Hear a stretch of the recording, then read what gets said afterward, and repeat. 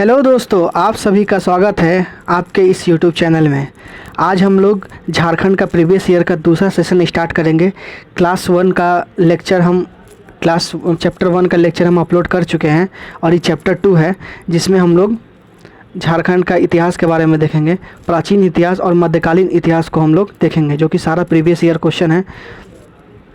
Previous year पे command करना यानी झारखंड के एग्ज़ाम पे कमांड करना, ऐसा होता है क्योंकि झारखंड का प्रीवियस ईयर क्वेश्चन बहुत ज़्यादा ही रिपीट होता है। सो आप लोग देख ही सकते हैं। चलिए हम लोग स्टार्ट करते हैं आज का सेशन।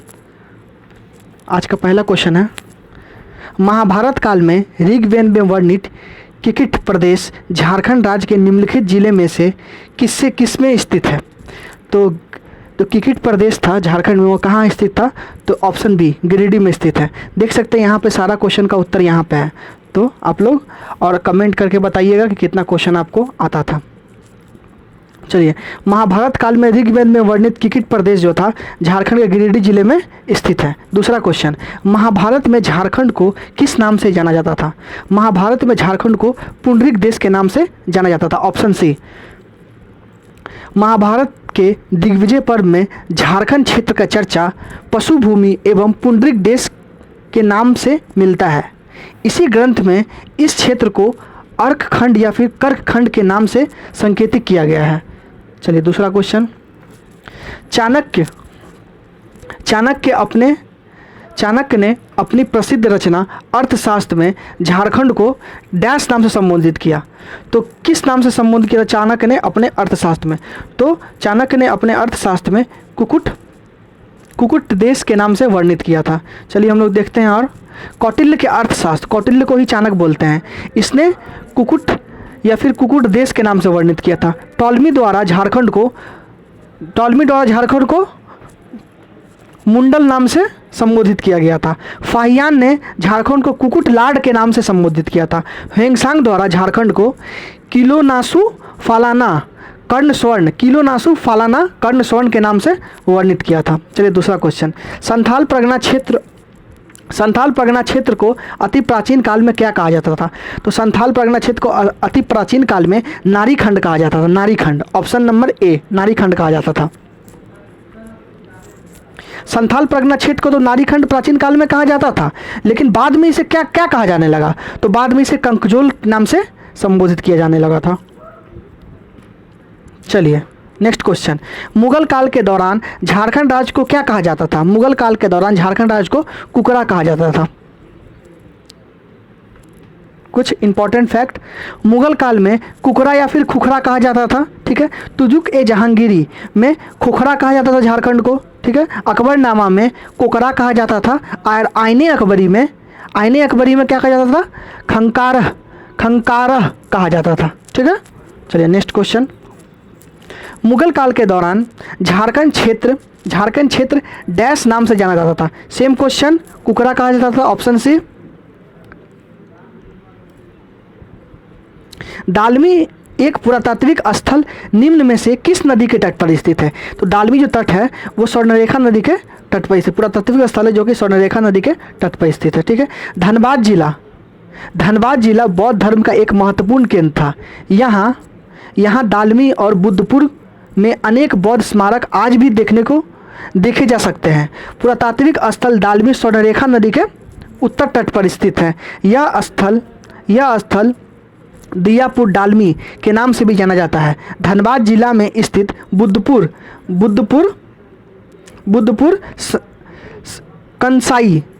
जो है वो कंसाई नदी के तट पर स्थित है। यहाँ एक प्राचीन मंदिर है जिसको बुद्धेश्वर मंदिर के नाम से जाना जाता है। चलिए नेक्स्ट क्वेश्चन,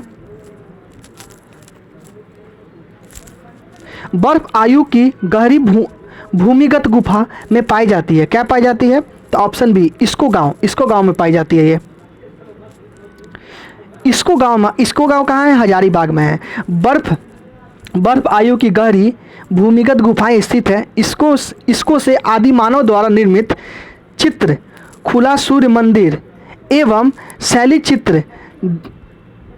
चित्र दीर्घ के अवशेष प्राप्त हुए हैं। नेक्स्ट क्वेश्चन, शुरुआत पत्थर की उम्र से तांबा के बर्तन और उपकरण के प्रमाण पाए जाते हैं। तो ऑप्शन डी कर रबाडी और बरगुंडा से ये मिले हैं। झारखंड के इतिहास पाषाण काल से आरंभ होते हैं, जब से मनुष्य के इस इलाके में रहने के प्रमाण मिलते हैं। झारखंड के कर रबाडी और बरगुंडा में शुरुआती पत्थर की उम्र से तांबे की बर्तन और उपकरण के प्रमाण पाए गए हैं। असुरा साइट झारखंड में पाए जाने वाले राष्ट्र महत्व के स्मारकों स्थल में से कौन से इलाकों में स्थित नहीं है?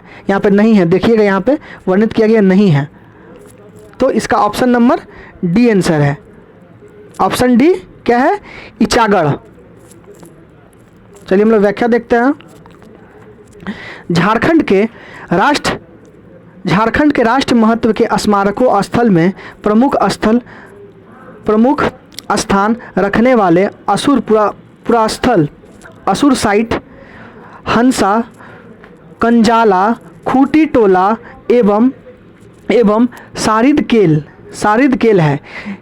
इसके रख रखाव की जिम्मेदारी भारतीय पुरातात्विक सर्वेक्षण विभाग के पास वर्तमान में है, यही रखता है, इसका पास है। ठीक है।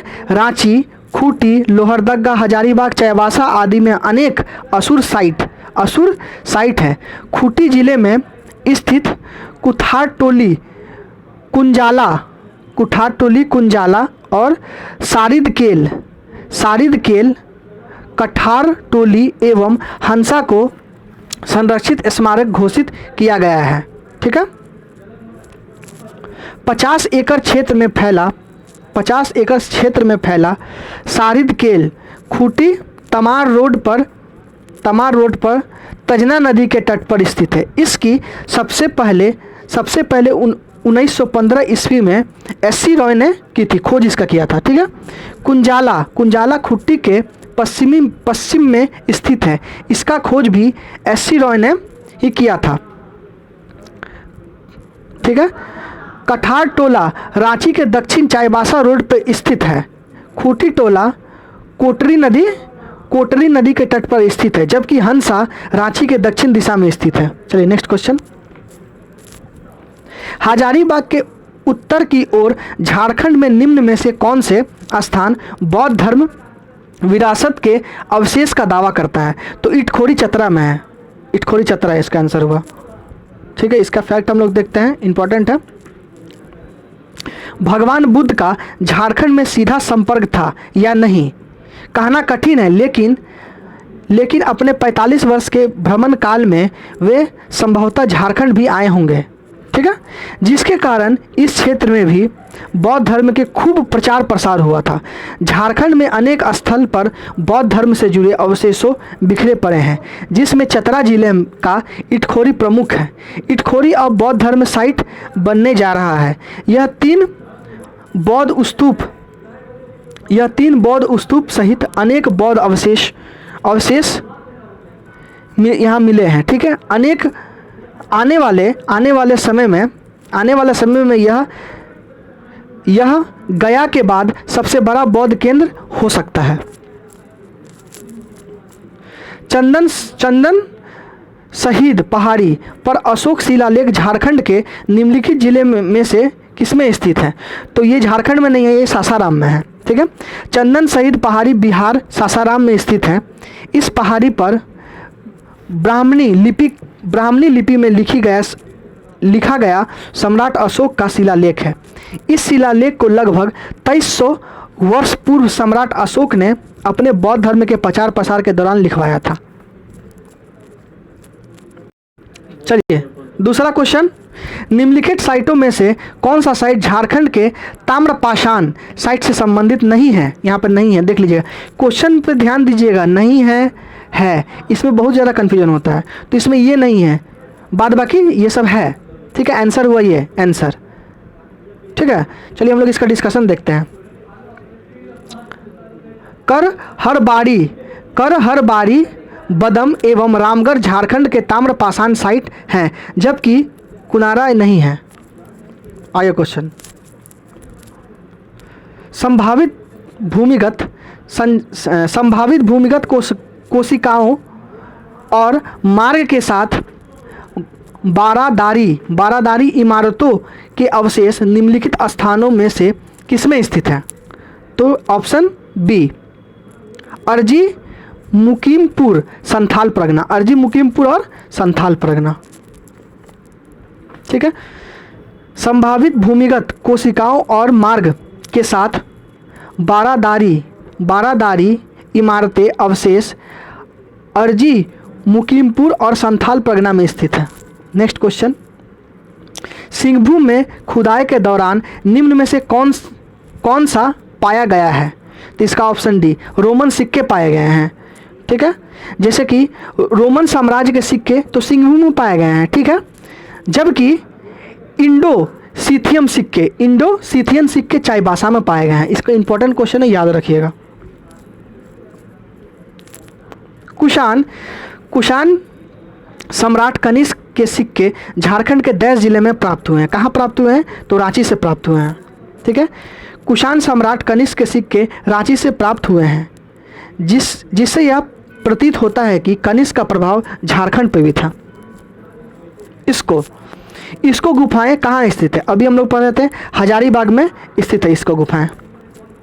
हजारीबाग जिला का मुख्यालय से लगभग 40 किलोमीटर दूर बड़का गांव में इसको गुफा स्थित है। यह गुफा 5000 से अधिक पुराना है, 5000 साल से भी अधिक पुराना है। इस गुफा का उपयोग बादम के राजा किया करते थे। इस गुफा के चट्टानों पर, इस गुफा के जो चट्टान है इस पर कोहबर काल, जिसे रॉक पेंटिंग कहा जाता है, उभरे हुए हैं। इसको से आदि मानव द्वारा निर्मित चित्र मिले हैं। यहाँ से भूल भुलैया जैसी आकृति भी मिली है। झारखंड के इतिहास की शुरुआत कब से मानी जाती है? झारखंड के इतिहास की शुरुआत जो है कब से मानी जाती है? तो इसका ऑप्शन नंबर ए सही है। मेसोलिथिक युग से झारखंड का शुरुआती इतिहास माना जाता है, उस समय से स्टार्ट हुआ था। झारखंड के इतिहास की शुरुआत मेसोलिथिक, जिसको मध्य पाषाण काल युग से मानी जाती है। मध्य पाषाण काल का कालक्रम 10,000 ईसा पूर्व से 4,000 ईसा पूर्व तक माना जाता है। ठीक है, तब तक माना जाता है। इस काल में पशुपालन की शुरुआत हो चुकी थी। झारखंड में इस काल के अवशेष दुमका, पलामू, धनबाद, रांची, पूर्व सिंहभूम, पश्चिमी सिंहभूम आदि क्षेत्र से मिलता है। प्राचीन राजवंश के बारे में कुछ देख लेता है। वर्ष 1620 में तृतीय महाराजा जगन्नाथ सिंह कुमार विक्रम सिंह फर्स्ट ने डैश राज्य की स्थापना की थी। तो ऑप्शन नंबर सी, सरायकेला राज्य की स्थापना की थी। सरायकेला रियासत की स्थापना 1620 ईस्वी में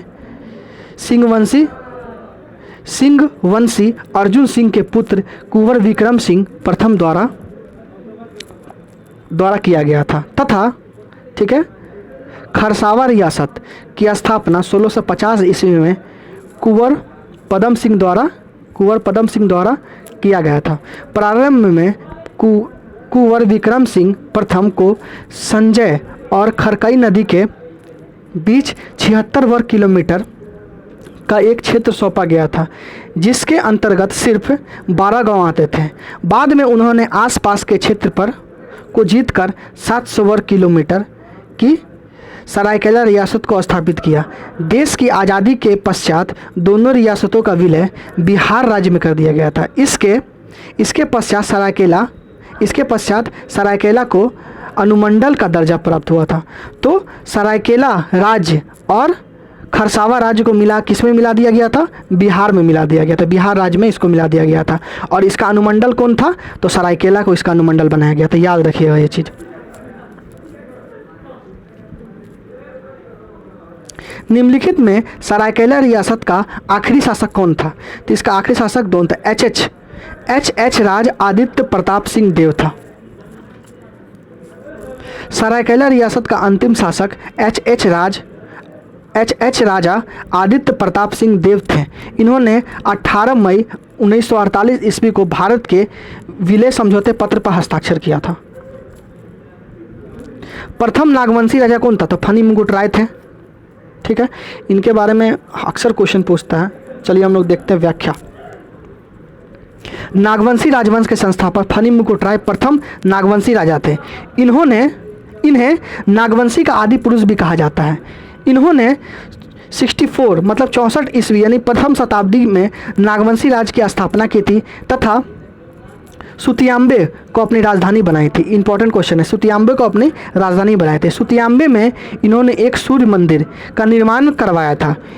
इन्होंने अपने शासनकाल में बाहरी लोगों से झारखंड क्षेत्र में आने के लिए आमंत्रित किया था। बनारस से आए भवराय श्रीवास्तव को अपना दीवान नियुक्त किया था। इस प्रकार झारखंड की संस्कृति में पहली बार गैर आदिवासी समाज सदन मूलवासी का विस्तारीकरण हुआ। नागवंशी राजा ने सर्वप्रथम नवरत्न नामक पंचमंजिल भवन का निर्माण कहाँ करवाया था?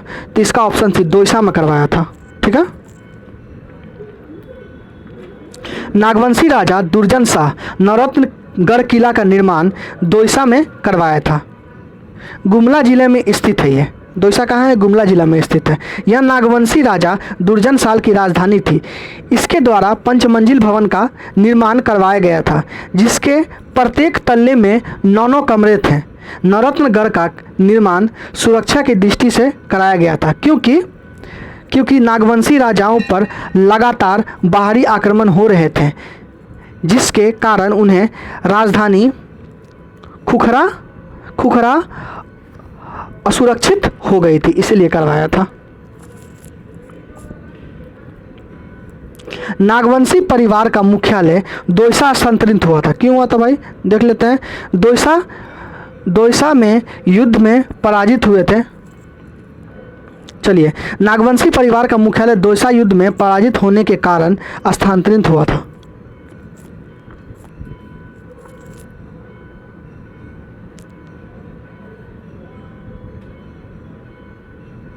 चलिए आगे हम लोग देखते हैं। हमको लगता है कि आगे पीछे पेज हो गया है, तो पहले ये पेज करते हैं, उसके बाद वो पेज करेंगे।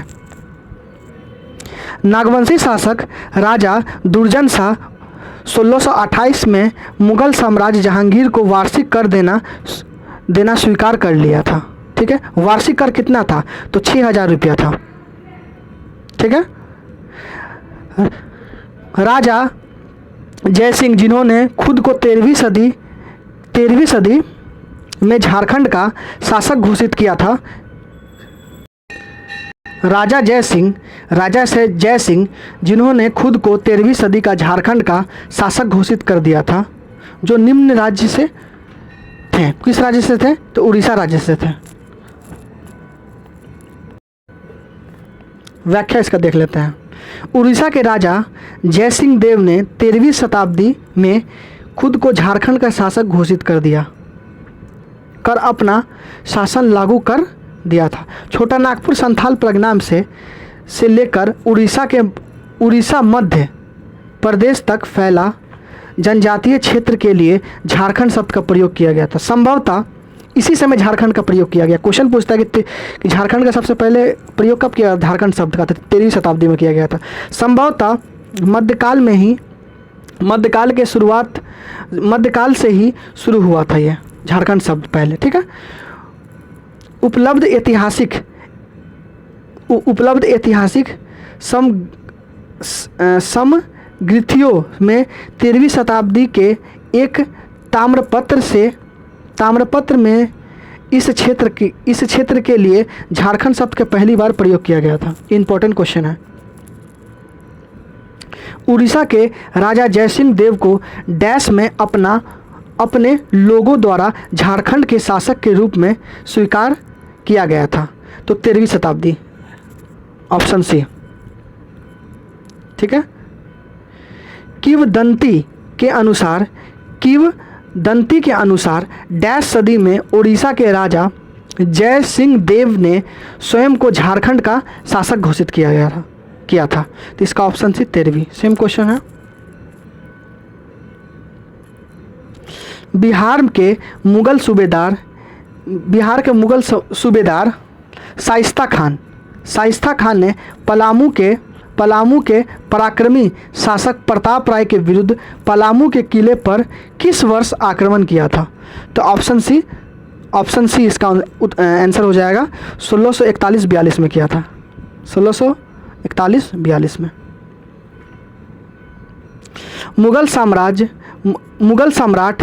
मुगल सम्राट शाहजहां द्वारा बिहार का सूबेदार नियुक्त किया था जाने के पश्चात शाइस्ता खान ने 1641 में पलामू के चेरो राज्य पर आक्रमण किया था। शाइस्ता खां के आक्रमण के समय पलामू के राजा प्रताप राय थे। प्रताप राय ने इस आक्रमण के बाद शाइस्ता खां से संधि करते हुए 80,000 रुपया देने व पटना में हाजिरी लगाने स्वीकार किया था। 1642 ईस्वी में प्रताप राय ने 80,000 रुपया प्राप्त कर शाइस्ता खान पटना लौट गया।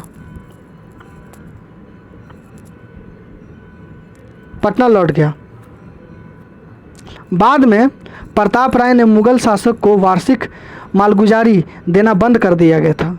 ठीक है। 1643 ईस्वी में शाहजहां ने शाइस्ता खान को बिहार के सूबेदार नियुक्त किया तथा पलामू के शासक के विरुद्ध कार्रवाई करने का आदेश दिया था,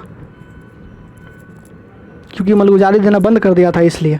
मुगल बादशाह अकबर के किस सेनापति के नेतृत्व में मुगल सेना 1585 में छोटा नागपुर खास में नागवंशी शासक मधुकरण शाह, जिसको मधु सिंह के नाम से भी जाना जाता है, पर आक्रमण किया, इसे हराकर तथा मुगलों का अधीनस्थ बनाया? तो इसका ऑप्शन सी हो जाएगा शहबाज खान कम्बू। बिहार व बंगाल विजय के बाद अकबर ने 1585 ईस्वी में शहबाज खान को छोटा नागपुर खास के नागवंशी शासक पर विजय प्राप्त करने हेतु भेजा। इस युद्ध में नागवंशी शासक मधुकरण शाह, जिसको मधु सिंह की पराजित हुआ तथा मधुकरण शाह ने वार्षिक मालगुजारी देना स्वीकार कर लिया था। 1590 से 1592 में अकबर के सेनापति मान सिंह के उड़ीसा अभियान के दौरान मधुकरण शाह ने सहायता की थी। ठीक है। झारखंड के सिंहभूम क्षेत्र का मुगलों के साथ संपर्क अकबर के समय में ही था। इसके समय पोराहाट के सिंहवंशी राजा लक्ष्मी नारायण सिंह, नरपत सिंह प्रथम, कामेश्वर सिंह और रंजीत सिंह थे। उस शासक का नाम बताइए जिसने नागवंशी राजा की राजधानी सुतियांबे से चूटिया स्थानांतरित की थी? तो इसका प्रताप राय हो जाएगा answer. Option number C Pratap Rai. और भी राजा और राजधानी देख लेते हैं। जैसे राजा का नाम फनी मुकुट राय। फनी मुकुट का राजधानी कौन था? सुतियांबे था। प्रताप राय का राजधानी कौन था? चूटिया था। भीमकर्ण का राजधानी खुखरा था। दुर्जन शाह का राजधानी दोईसा था। एनी शाह का राजधानी सतरंजी था। और यदुनाथ शाह का राजधानी पालकोट था। और जगन्नाथ सहदेव का राजधानी पालकोट भौरे थे। और उदयनाथ सहदेव का राजधानी रातूगढ़ था।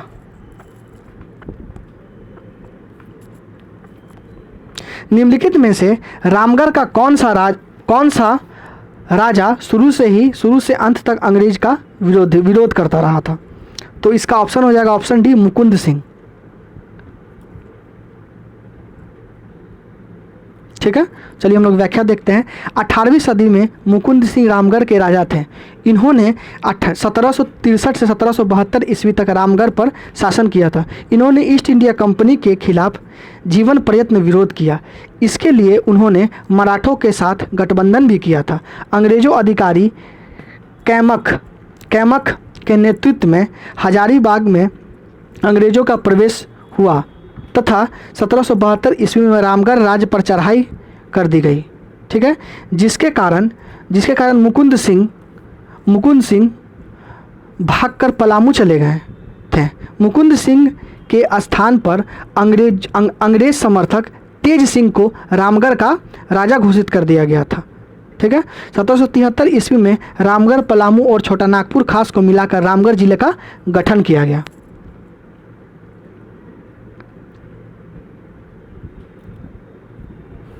रामगढ़ के राजा की मूल राजधानी कौन थी? तो इसका रामगढ़ ही राजधानी था। जैसे बागदेव सिंह का राजधानी कौन था? तो सिसिया उर्दा। हेमंत सिंह का राजधानी बादाम। इसको याद कर लीजिए। दलोल सिंह का राजधानी रामगढ़। तेज सिंह का राजधानी इचाक। ब्रह्मदेव नारायण का राजधानी पदमा।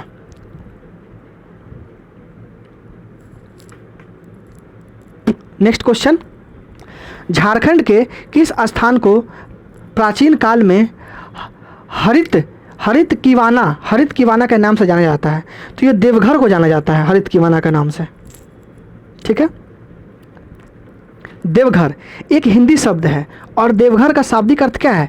भगवानों और देवी का निवास है। ठीक है, देवघर को बैद्यनाथ धाम, बाबा धाम के नाम से भी जाना जाता है। देवघर को संस्कृत ग्रंथ में हरित कीवाना या फिर केत कीवन के रूप में जाना जाता है। 12 ज्योतिर्लिंग में से एक मनोकामना लिंग स्थित यहीं पे है। देवघर स्थित बैद्यनाथ मंदिर का निर्माण 1596 ईस्वी में गिद्धौर के राजा पूरनमल द्वारा करवाया गया था। प्राचीन काल में किसे राजा कटंग देव द्वारा शासित कैसलपुर परगना के नाम से जाना जाता था? तो ये ऑप्शन सी सिमडेगा को जाना जाता था। सिमडेगा के पूर्व कैसलपुर बरूगढ़ परगना का सम्राट था, जिस पर ब्रिटिश औपनिवेशिक युग का दौरान भी सदियों तक गजपति साम्राज्य के गजपति शाही परिवार का गंगा राजा, मतलब गजपति परिवार के राजा गंगा वामसी का शासन था।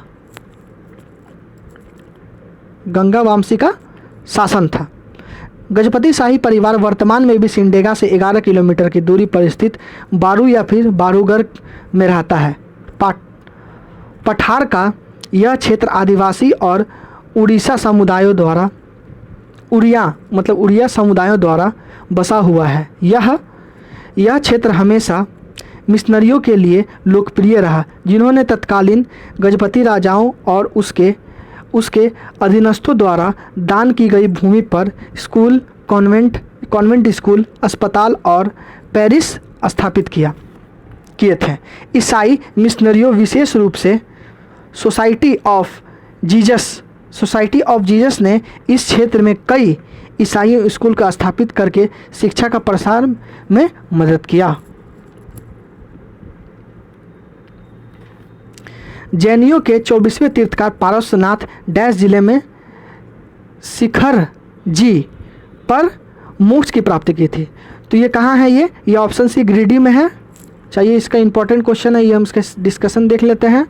जैन धर्म के 23वें तीर्थकार पारसनाथ ने गिरिडीह जिले में शिखर समेद पर्वत ही फिर पारसनाथ पर मोक्ष की प्राप्ति की। संभवतः इनके नाम पर ही पारसनाथ का नामकरण हुआ था।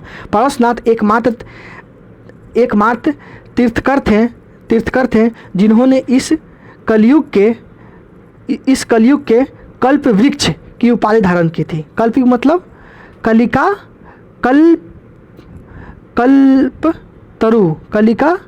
कल्पतरु पढ़ लीजिएगा आप लोग। जैन ग्रंथों में भगवान महावीर के लोरे ए यदगा की यात्रा का संदर्भ मुंडारी में इसका अर्थ क्या है? तो इसका अर्थ यही है, ऑप्शन सी, आंसुओं का नदी। ठीक है दोस्तों, जैन धर्म के 24वें तीर्थकर भगवान महावीर का जैन ग्रंथों में लोरे ए यदगा की यात्रा का वर्णित है, जिसका मुंडारी में अर्थ क्या है? आंसुओं की नदी होता है। जैन धर्म के किस तीर्थकर को पारसनाथ में महा समाधि ली? मतलब जैन धर्म के किस तीर्थकर ने पारसनाथ में महासमाधि ली? तो 2 तीर्थकर थे, ऑप्शन बी 20वें और 23वें तीर्थकर थे। ठीक है, हम लोग इसका व्याख्या देख लेते हैं।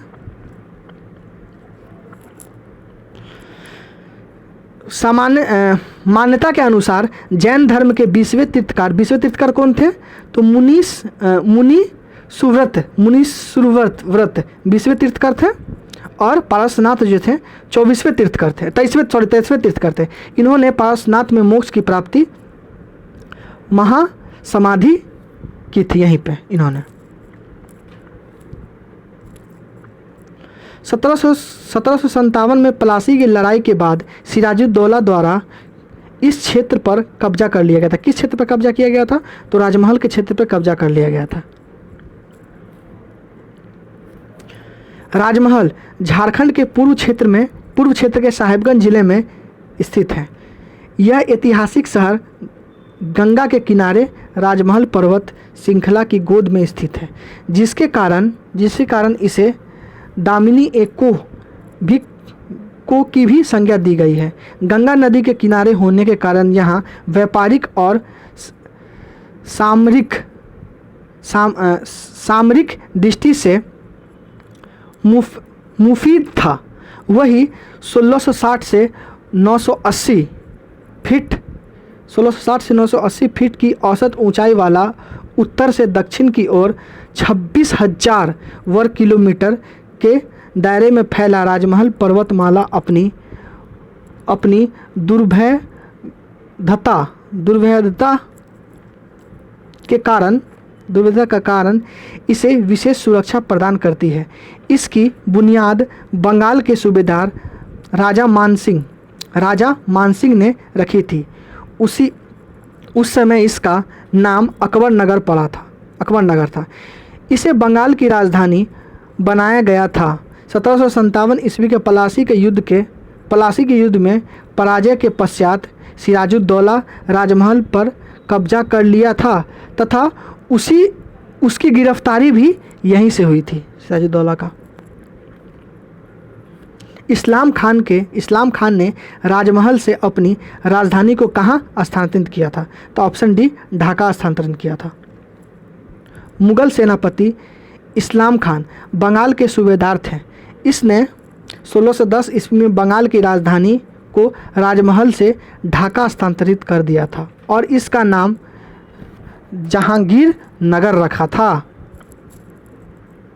निम्नलिखित में से कौन सा सुल्तान शुजा की राजधानी थी? तो इसका ऑप्शन हो जाएगा, देख लेते हैं। इसका ऑप्शन सी हो जाएगा दोस्तों। सी मतलब राजमहल हो जाएगा। अब इसका हम लोग व्याख्या देख लेते हैं। 1639 ईस्वी में मुगल सम्राट शाहजहां का पुत्र शाह शुजा द्वारा राजमहल को बंगाल की राजधानी बनाया गया था। यह 1660 ईस्वी तक मुगल वायसराय की सीट और 1661 ईस्वी तक टकसाल शहर के रूप में भी जारी रहा। औरंगजेब के शासनकाल के दौरान दलेल सिंह ने मगर खान को हराया था, जो कि डैश के शासक थे, तो चास के शासक थे यह। औरंगजेब के शासनकाल के दौरान दलेल सिंह ने मगर खान को हराया था, जो कि चास के शासक थे।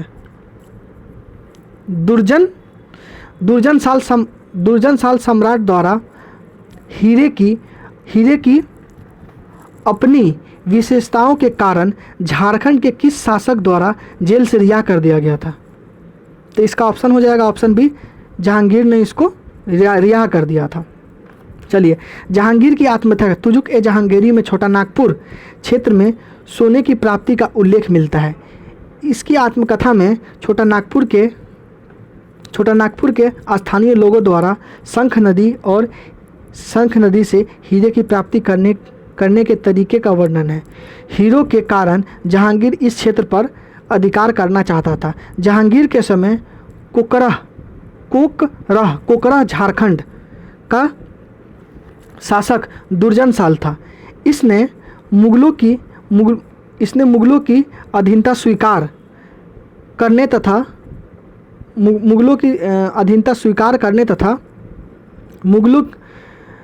तथा मालगुजारी देने से मना कर दिया था।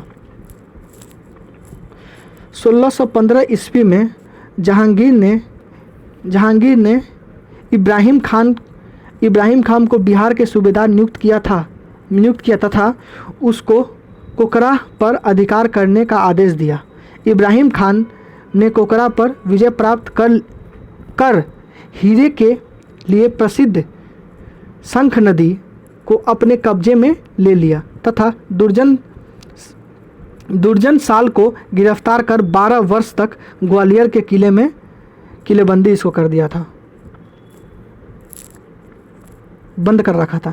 1627 ईस्वी में जहांगीर के दरबार में एक हीरे की असलियत को लेकर विवाद हो गया था। कहाँ पे हुआ था? तो जहांगीर के दरबार में हुआ था। ठीक है, असली हीरे की पहचान करने हेतु दुर्जन शाह को शाही दरबार में बुलाया गया। दुर्जन शाह द्वारा असली हीरे की पहचान कर लेने के पश्चात जहांगीर ने खुश होकर उसे शाह की उपाधि प्रदान करते हुए उसे मुक्त कर दिया तथा उसका राज्य वापस कर दिया। इसके बाद दुर्जन शाह ने मुगल शासक जहांगीर को 6000 रुपया वार्षिक कर देने स्वीकार किया था। 1616 ईस्वी में कर नहीं देने के कारण किस महाराजा को जहांगीर ने ग्वालियर के किले में कैद कर दिया था? सेम क्वेश्चन है, इसका ऑप्शन क्या हो जाएगा? ऑप्शन डी, दुर्जन शाह। ठीक है, चलिए दोस्तों, इतना ही क्वेश्चन है हम लोग का। ठीक है, और यहाँ से अब आधुनिक भारत का इतिहास स्टार्ट हो जाता है। बहुत लंबा वीडियो होने के कारण हम इसको अलग वीडियो में देखेंगे। ठीक है, और आप हमको सपोर्ट कीजिए और हमारे चैनल को लाइक कीजिए, सब्सक्राइब कीजिए, और ऐसे ही वीडियो पाने के लिए आप हम लोग के साथ जुड़े। और तब तक के लिए जय हिंद, आपका दिन शुभ हो। जय हिंद, जय भारत।